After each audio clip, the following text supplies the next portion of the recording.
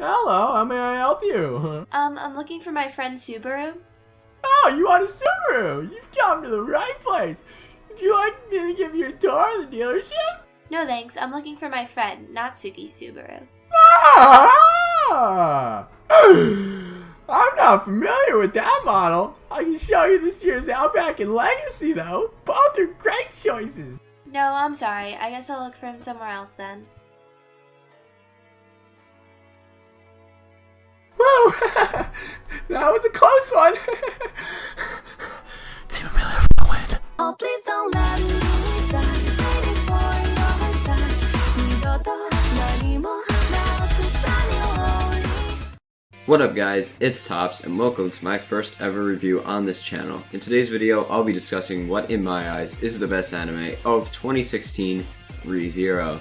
I'm going to start off this review from the beginning, spoiler free, but later on I'll give a warning that I'll start talking about some topics that do contain spoilers for those of you who have already seen the show or just simply don't care. Now, Re:Zero is one of those shows where the protagonist ends up in a fantasy video game-like world, and although this concept has been done many times, again and again, and it just seems to be, like, overdone at this point, really, Re:Zero definitely does make it feel different. My only complaint for this setting is the fact that we're not really shown exactly how the main character gets brought here. Like, even a show that's a parody, Konosuba, that show's literally a parody of shows like this that just pull random things like this, like characters getting brought in the random universes, and even that show has a better explanation for why its character gets pulled into that fantasy world, and that's a parody, so you know something's wrong here. But I guess the show kind of does make up for that because throughout the first season, and I say first season because it's likely that it will get a second season because the story is definitely not done and it is so popular, but throughout the first season, it does give us hints as to how the character was taken here and why, so I guess it makes up for it in that aspect. But still, the way it started in the first episode, that's my biggest complaint about this whole show probably, is how it's just not even, it doesn't really make sense at all. But anyway guys, let's get into the positives up here. So now what makes the series so unique compared to others is I'd have to say the main character's special ability. Natsuki Subaru may just seem like an ordinary 17-year-old, but once he is brought to the kingdom of Lunancia, he gains an extraordinary power. In many anime, and fictional works in general for that matter, there are tragic scenes in which a character dies, missed by the fan base forever. Now I know you guys probably have so many shows where you go and look back and you're like crying over characters' deaths, and yeah, like that makes shows so emotional. But in Re:Zero, many of the characters tend to die over and over again. This may sound a little bit confusing at first, but let me explain. Subaru is sent back in time, usually back to the morning when he first woke up, whenever he dies.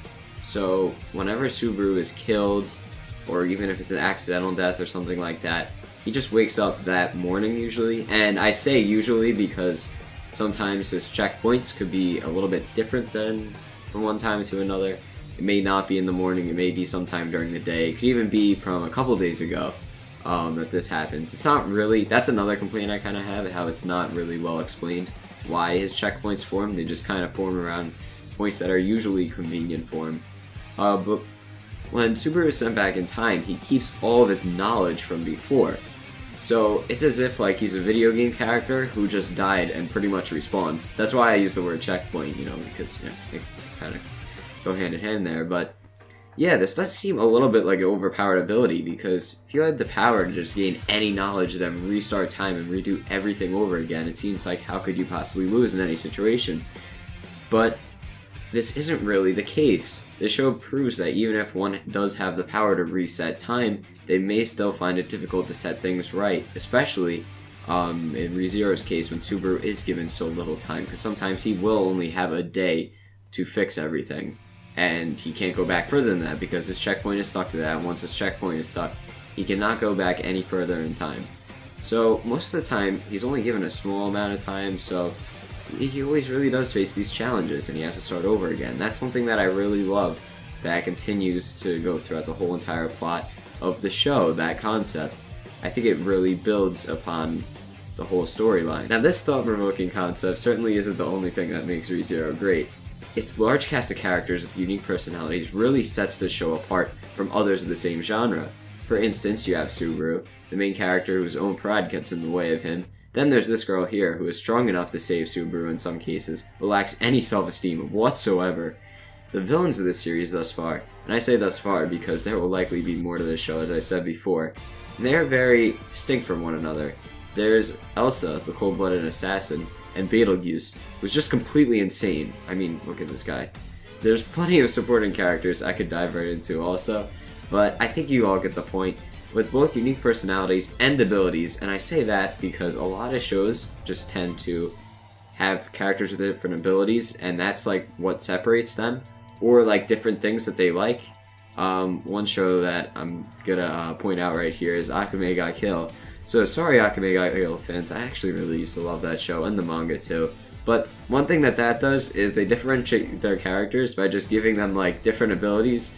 Like they all have their different like imperial arms or whatever, and then they all have like different preferences of food. Like that was literally like one episode they separate all the characters. Actually, I can't say one episode because it happens in multiple episodes, but they separate the characters like not really based off of completely different personalities. I mean, yeah, they do have some form. Every character in every show has some form of personality, but the main points of their personality that are different are just what abilities they have and what food they like to eat.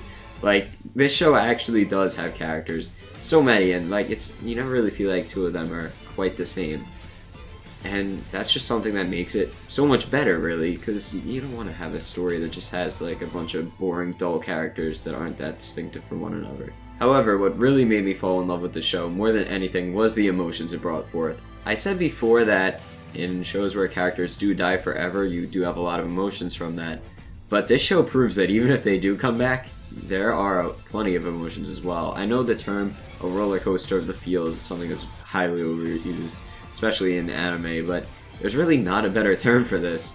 Although you always know that Subaru could just reset everything, there are many death scenes that make you feel for the characters, especially Subaru, because this man, he has to go through watching all of his friends just die over and over and over again, and that's just terrible. Even though he knows he could bring them back, he still has to witness those he cares about suffer constantly. That just has to be rough. There's no arguing that. Even though Subaru knew he could undo anything, just watching everyone die right in front of his eyes over and over again, that certainly isn't easy. So now I'm going to be talking about specific points in the show that I thought stood out. So if you don't want to be spoiled, because yeah guys, these are all going to be spoilers, most of them are later on in the show, skip to this time that I'll put up on the screen right now, or just click the annotation. If you're on mobile, you'll probably just have to kind of like, scroll to it. Sorry for that. But there's no really way to put up an annotation on mobile, but if you're watching this on a computer, just go ahead and click the annotation. So yeah, with that being said, you've been warned. Let's get on to the spoiler section. Those of you still watching probably know exactly what I'm going to be talking about right now. When I said kind of later on in the show, this is more about the midway point. And yeah, so when I talked about Subaru suffering, probably all thought of this scene right here that I'm going to be discussing right now. Oh my god. Episode 15 was one of the saddest, upsetting, yet incredible things that I've ever seen. By the end of the episode, I was just filled with mixed emotions, feeling the pain Subaru had to go through watching everyone die, and feeling scared there would be no way for Subaru to ever save everyone. The way the last scene played out, having a traumatic theme for the ending, just got my heart racing. At the same time though, I couldn't help but think that that episode was a masterpiece. It might just seem like Subaru was out of it for most of the time and then just started over once again, but this episode was an excellent example of the fact that Subaru truly does have a curse. Although it is an ability, I guess a power, one could say, dying over and over again and seeing the people you care about suffer is no gift. What I believe is the second most noteworthy scene of the show lies in episode 18. For all of us on Team Rem, it was tragic to see that Subaru coldly rejects her by saying, While at the time I was a little disappointed, but also not surprised, I now feel that this one quote is truly amazing. For those of you who don't know, this one quote alone led to the creation of an endless amount of memes based on ReZero. And what's a better way to judge an anime than by all the memes that come from it? I'm only joking, but I still do love me some ReZero memes. But getting to actual serious talk now, that episode really that was just why? For all of us on Team Rem, that was a tragedy, that episode. I mean, here you have all people on Team Amelia cheering. And then this is Team Rem's reaction. 俺はエミリアが好きだ。 Oh my gosh! So yeah, I mean, I really did see it coming. I was not surprised that he was going to go and say that he loved Emilia. But wow, Rep Rem. Besides the fact of that, though, the Team Emilia and Team Rem stuff, this episode was just really a great episode. I'd say it was probably one of the best of the show, even though it was mostly dialogue between two characters. And it just, wow. I mean, I say before, like, emotions and stuff, and I keep talking about that, I know it's bad, but this episode, the emotions that were conveyed in this, and you just learn so more about the characters. You know, you got to find out a lot more about Rem. Obviously, she had an attraction to Subaru, but you just get to find out exactly why, and you learn a lot more of her character from it. And the way that this episode played out, it was just great, I thought. And I was devastated when I thought that Subaru was going to have to go back and, like, redo this conversation, because it seemed like that's where it was going later on when Subaru had to go back again, but luckily his checkpoint was put after this. One other scene I'd like to talk about is the final scene of the show. So far, I've heard mixed reviews on it, as some people thought it was a great way to wrap up the show, but others thought it was underwhelming with all of the chaos that has been going on in this arc. Personally, I think it was a great ending, as it does provide closure behind the argument Subaru had with Emilia midway through the series, and provides a conclusion in the case that this show doesn't get a second season. Although I really do think it will, I would rather it end off with this than to end off with a cliffhanger and then never get explained. I mean, the only complaint I have about this is that Subaru X Rem didn't really happen, but I guess ever since episode 18, that idea was just thrown out of the window. ReZero is such a great show. Not only is it worthy of Anime of the Year 2016, but it has found a way into my personal top 5 anime of all time. I certainly believe this show is worthy of all 5 stars. Even if you aren't a huge fan of the anime in general, I really suggest giving the show a try, or even reading the books. The first one can be found translated in English. Give me a second. I got my copy right here, guys. This is the official copy. It is a good book. I'm like 2/3 of the way through it, so I'm really enjoying it so far, so I'd really recommend picking that up if you finish the anime and you want more, or if you just want to read it instead. I mean, not everybody likes anime, and if you don't like anime, I'd still recommend reading the books at least, because this is such a great story that you do not want to miss on. Now, if you do want to watch the series, you can watch it on Crunchyroll for free, but if you're going to binge it, I really recommend getting a premium account. Sorry guys, I'm not one of those big YouTubers who has like the free trial code thing, like, so you're on your own for that one. But once again, I really hope you give this series a try in some form. I had a great time watching it and making this review. Alright guys, this is Tops, and I'm out.